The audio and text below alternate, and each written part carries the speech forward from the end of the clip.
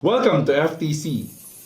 Ang FTC po ay Food Table Conversation. Actually, nabuo po siya dahil we wanted to share some information para sa mga kababayan natin na nangangarap mag-Canada or yung mga nandito na nahihirapan mag-adjust. So we will share our personal experiences baka sakaling makatulong po ito sa inyo. At panoorin niyo po ang mga videos namin dahil every episode we will share education information, yung mga aral kayo makuha, yung mga taong nandun sa same situation or makaka-encounter ng ganung situation and then baka sakaling makatulong po ito. For this episode, ang FTC po natin ay Festive Traditions Compared. Kasi kukumpara po natin paano nagse-celebrate ng holidays yung mga Pilipino dito sa Canada compared sa how we do it sa Pilipinas. Since this is our holiday episode, gusto naming batiin ang ating mga kababayan dito sa Canada and syempre sa Pinas at saan man sa mundo ng maligayang Pasko at manigong bagong taon.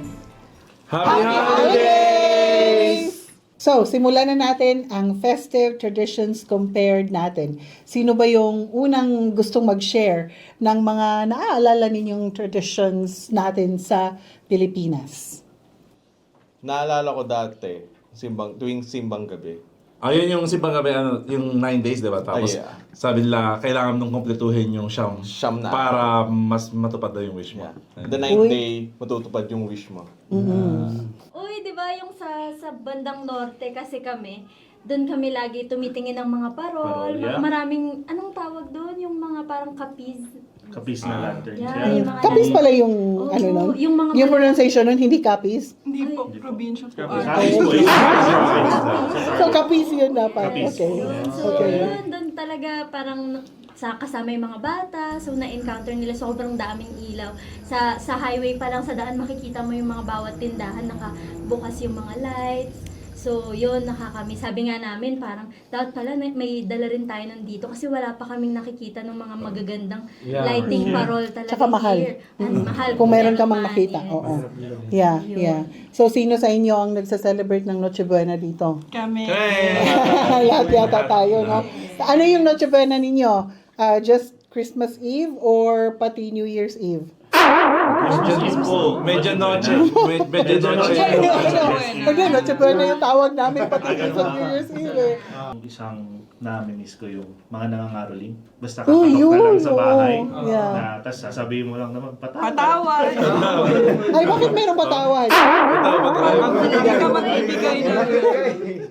Pag wala pong ibibigay, patawad. May pamilya po kasi pag naubos na po yung coins, Oh. Sasabihin nyo sa nangangaroling, patawad. Patawad pag wala Oh. candies, Kakantaan kapag ko wala ano, po. ang babarat ninyo. Kaya nga, kaya nakakahiyang hindi ka magbigay. Never no? nagpassimis di sa ano. Lagi yung bibigay. Alam niyo na, yung mga nasa Pilipinas, pagka nangaroling kayo sa bahay, hindi yung magpapas. Walang Hindi, patawad. kasi ang ginagawa namin nung mga bata pa kami, namimili kami kung saan kami mamamasko or magkakaroling. Yung magandang bahay. Oo, yung alam namin nagbibigay. Baka naman wala kang bibigay. Yes. Tapos even yung mga small groups, mga organization, nagbibigay sila prior ng mga envelopes. Envelopes, Ah, yes. That to Oo. help Uy, them. nakita ko nag-evolve na yung caroling sa Pilipinas ngayon. Medyo, hindi, saka ano, medyo, Dancing dati kasi show. nung lata, pinupukpok ngayon. May iba, may dala na silang sariling speaker. Talaga. Performance na nga, parang cheering squad na yung nasa harap ng bahay mo, diba? Nakakatuwa. Yeah. That's something na hindi natin nagagawa dito sa especially yung caroling.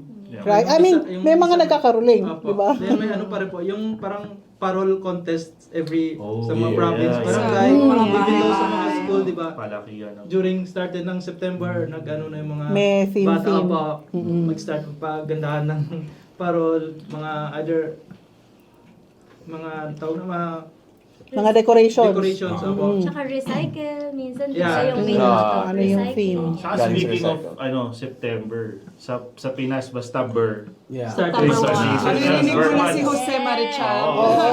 Sa mga malls, talagang Christmassy na.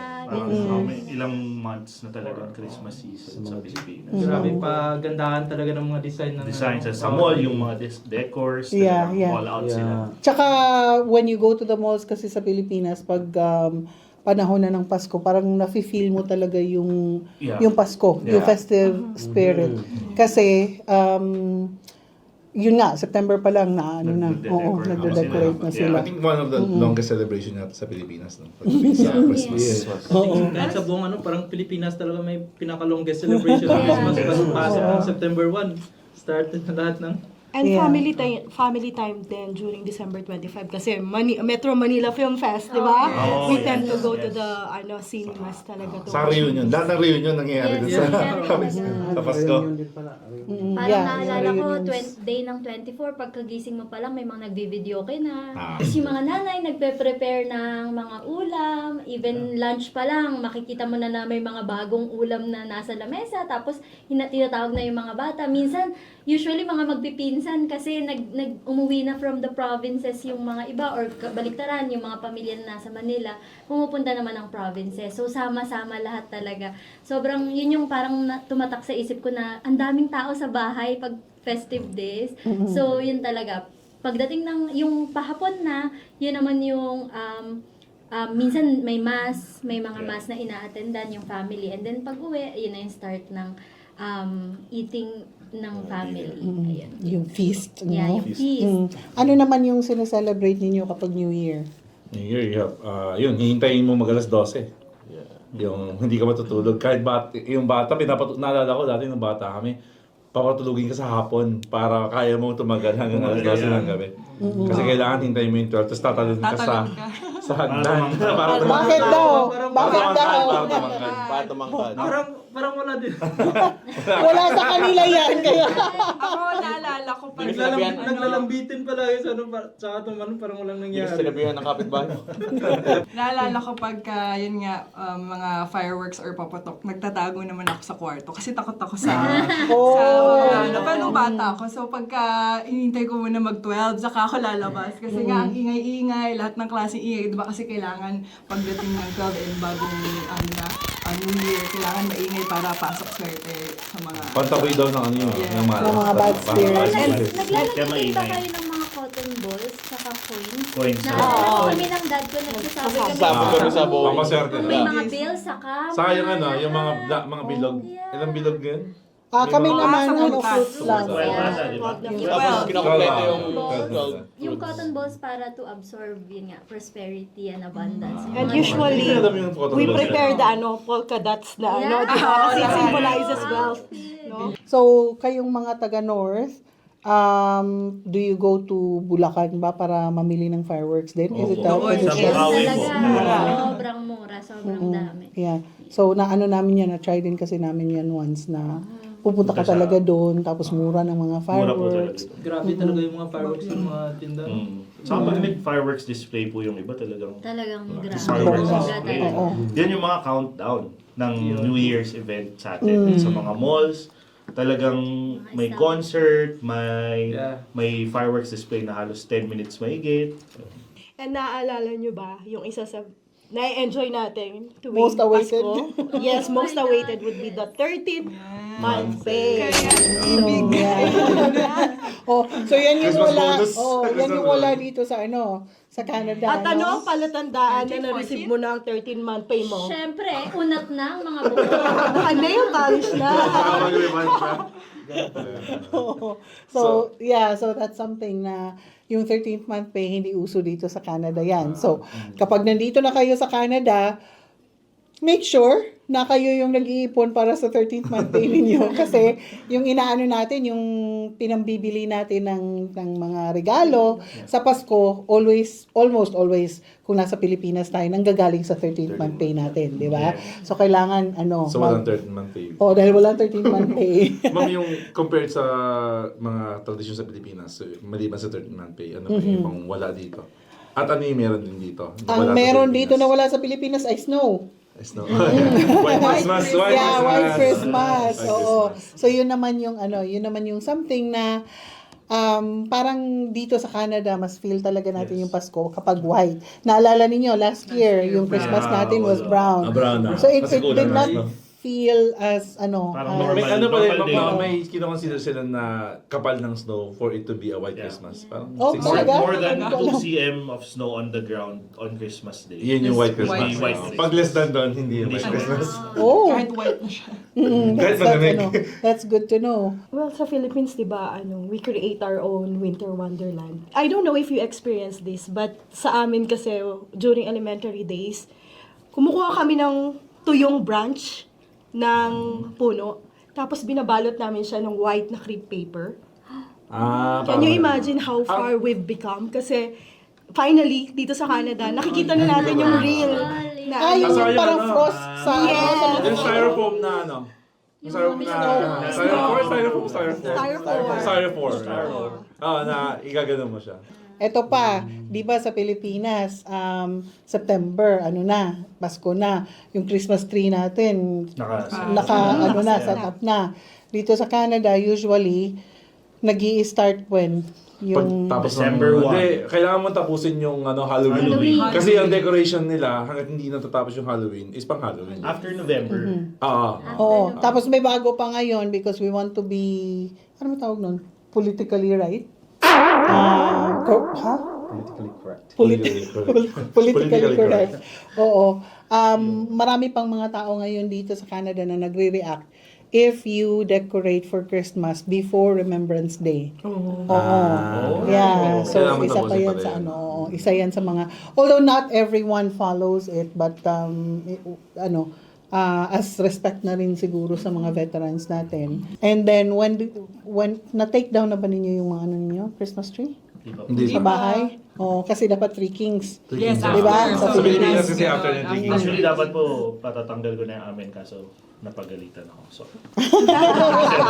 Filipino, Oh, pero, the Canadian way is, when Boxing Day comes, ano na, Tanggal na siya. tanggal na. Which is December 26. Right after Yeah. talaga. Right after Christmas. Christmas talaga, tinatanggal na Tanggal nila. na. Oo, so kung mapapansin ninyo, if you drive by the houses, ang dami ng natanggal na yung... tanggal na. Yung parol na hanggang tumawid na sunod na Christmas yun na. Yun na sa door Pansin namin. ko nga. Saka kami lang ang parol doon. The rest is iba yung yung Christmas rest. Yung nila, diba? Yun na din sa... Sa even the po, Yeah. yung shelves, ngayon parang Valentine's na yung siniset up sa shelves eh. Sa mga stores, Oh. may mga Mga stores. Valentine. Nag-ready na po sila Valentine kasi Tatuwid na upcoming event. event na would be Valentine. Valentine's so, ganun na. sila kabilis palit Yeah. nung Nakasil na yung Yung Nakasil yung mga Christmas. yung mga galing Christmas. Sa mga places na napuntahan ko, yung tinatawag na mga shift workers, yung 554, 7 weeks, 7 days, 7 off, 2 weeks off. Pag may mga tumatama doon na schedule na last place na pinuntahan ko, 7 years silang hindi nakapag-Christmas sa bahay. Oh my Oh, kasi yung rotation mo gaganon. Oh. 7 years? 7 years that the company has to actually nag-step in yung company na baguhin natin yung rotation na to para to give chance to the For others. the others, Na makapagpasko sila. So yung mga shift workers na kagaya ko, ako naman mga 6 years na nakapagpasko ako lagi, but marami diyan. Maraming mga workers yung pinuntahan ko last month, 5 years na siya hindi nakapagpasko. Kasi tumatama siya eh. Tapos dito, pag nag-work ka, start pa lang ng year, nagtatanong na yon kung kailan ka gustong mag-off. Lahat naman yun, nauna yung sino yung mga senior employees. So, merong ganyan. So, parang masama ang pakiramdam ng mga tao kaso hindi mo maano kasi tumama sa shift mo eh. Yeah. Sa atin usod sa Pilipinas yung mahaba. Pag Christmas, ang balik ng pasok after New Year na. Oo, yun ang pinag-iba sa atin, di ba? Kasi shutdown talaga lahat eh. Lalo na pagka government, halos shutdown siya lahat. Yeah. Dito, hindi. After, yung mismong araw na ng Christmas, tas the following day, Pasok pasok ka na. Or Oo. same with New Year, yung one lang yung holiday. And then the following day, may pasok na rin. Ay, isa pa pala na different dito sa Canada, yung malls natin. Kung Christmas. Sarado. Kasi po dito. Actually, I think ma'am yun yung nila, kasi ang reasoning nila for that is yung mga nagtatrabaho doon sa mall, kailangan din nila mag-spend ng time with their family. So, lahat. So, kailangan 2 days bago magpasko, nabili mo na lahat na kailangan mo kasi wala kang mabibilhan on the day ng araw ng Pasko mismo. So, Pati yung mga restaurants din. No? naalala ko yung last Christmas na hindi kami nakapag-refill ng tubig. Oo, di ba? So we have to wait until the 26th bago bago Ang isa makapag-refill. sa naalala ko, aside sa dahil sa Philippines, sobrang ingay, sobrrang saya ng mga tao. Naalala ko yung even the cars, yung mga busina ng sasakyan pag New Dami. Year, may mga hinihila sila na kung ano-ano, yung Lata. parang mga Lata. lata. Kay Kabaliktaran naman dito. Tahimik. Sobrang tahimik, Tahimik. sobrang private ng mga tao na minsan kailangan pa silipin, nag-celebrate na ba sila? Like, Sa loob nag-get lang ng together bahay. ba sila? Kasi talagang nakakahiya na pag maingay ka sa labas lang na nagpapaalaman tayo, di ba? Parang, huwag kang maingay kasi, yun yung biggest difference na nakita ko. Kasi even Christmas or New Year dito, tahimik talaga yung mga crowd. Sa labas. Mga- Sa loob lang ng bahay. And ang fireworks, di ba? Kailangan, parang may may permit. specific area and may permit na kailangan para sa fireworks. But actually, yun na rin yung tinatry nilang gawin sa Pilipinas na Ay, pero totoo. nahihirapan. Oo. Nahihirapan Yeah. pa. Kasi nga, yung tradition is Nakasanay. anywhere, paglabas mo ng bahay, Pwede ka. dapat Pwede ka pwede na ka. Dito talaga, designated area, kailangan may advance permit ka na nakuha bago mo siya gawin. Na-try na ninyong mapanood yung yung train? Anong tawag na? Holiday train. Holiday train. Oo. So it's something that you could start as a tradition din Yeah. dito sa Canada. Pati yung Coke Yeah. na truck. Merong truck ng Coke na may picture ni Coca-Cola. Oo, na Nabol po ng pulis. Ibang coke. na umiikot sa mga communities tapos oo. And then mo marirealize na ang dami palang tao sa Regina. Naglalabas naman na sila. Naglalabasan. And that's the only time na lumalabas sila. Actually, hindi pala, sa atin kasi, pagka Pasko sa bagong taon, nasa labas yung mga tao. So makikita mo na maraming naglalakad. Dito pag lumabas, walang tao. Yeah. Well, kasi malamig din. So hindi ka rin basta makakatagal sa labas. Yeah. Pero, And speaking of lamig, kung sa Pilipinas, sa 25 or sa New Year's, usually ang mga tao nag-beach. Right? Yes. Whereas, Yes, dito naman sa Canada, ano yung ginawa natin? ski. Nag-skiing. Oo. Ganun na din, we try, as Filipinos, we try to do activities kapag holiday. Same lang sa Pilipinas. Iba lang yung activities dito. Kasi syempre, Yeah. iba na yung pwede mong gawin. Yeah. Hindi ka pwede mag-beach dito. Walang beach eh. Oh, Paul, bakit ang timing natin ngayon Iniisip lang ako eh. Kasi Iniisip mo? actually, pag-graduate na ako ngayong taon. Thank you. Pero may problema pa rin akong pinag-iisipan ngayon. Katulad ng pathway ko ngayon. It's very Oo, ano yan? blurry pa siya. So, sa ngayon po is wala pa po akong pathway. Para sa PR mo? For the PR. So, Miss D, ano bang pwede niyong maging suggestion sa ganong situation ko ngayon? So, complete mo na yung mo ngayon, no? Yeah, sir. Certificate mo. Tapos, magkakaroon ka ng 1 year na post-graduation work permit, right? If mag-a-apply ka. Ang problema mo ay hindi mo pa alam kung ano yung magiging permanent residency pathway mo. Meron kang few options, Paul. Unang option is kung talagang feeling mo hindi ka pa magkakaroon ng liwanag when it comes to your PR pathway, then mag-continue ka muna. So, yun yung tinatawag nila na 1+1. No? So, 2 programs yung ma-finish mo para yung magiging post-graduation work permit mo ay 3 taon instead of just 1. Okay? So, that gives you 4 more years to get your act together when it comes to your PR pathway. Ang ano lang doon is yung, syempre, gagastos ka. May-extend yung gastos mo for another year. Right? And the other option mo is, applyan mo na yung PGWP mo, and then magsumikap ka talagang makahanap na ng PR pathway mo. So, yun yung 2 options mo.